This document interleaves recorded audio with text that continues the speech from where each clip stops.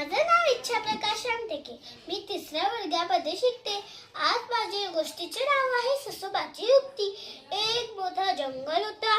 त्या जंगलामध्ये खूप सारे प्राणी राहत होते.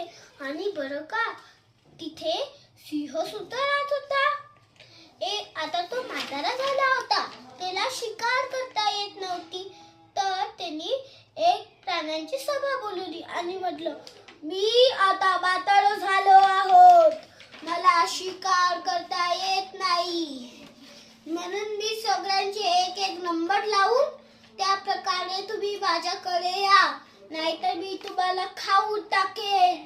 ते जोरात दरकारी दिली, खा, आणि सगळे पिले. मग एक एक करून नेले. चित्ता मरला आणि खूप सारे मरले. तर आता आला ससोबाचा नंबर.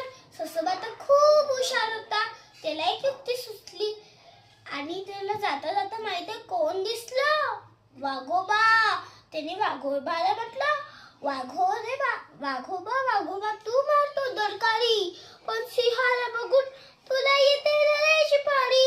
वाघोबा म्हणाला, हो रे बाबा, आता काय कराव?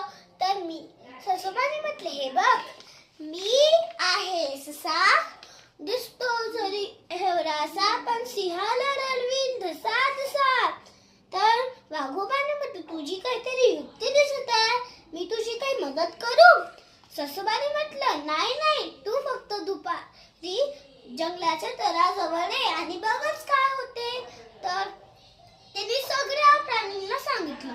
आता तो गेला महाराजा सिंहाजवळ आणि त्यांनी म्हटलं, महाराज, मला इतका वेळ का झाला सांगू?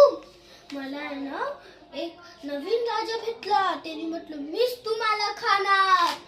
तर राजाने महाराजांनी म्हटलं, लवकर दाखव मला. आणि मग त्याला तळ्याकडे दाखवलं. महाराज, हे बघा, हा तळ्याकडे आहे. सगळे प्राणी लपून असे बघत होते. तर तिथे तर त्याला दिसलं, हा माझा, मी असून या जंगलाचा राजा कोण असू शकते?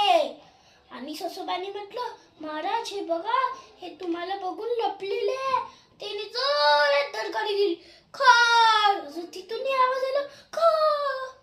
आणि त्याला खूप राग आला. त्याने मारली दुबकी. तिथे कोण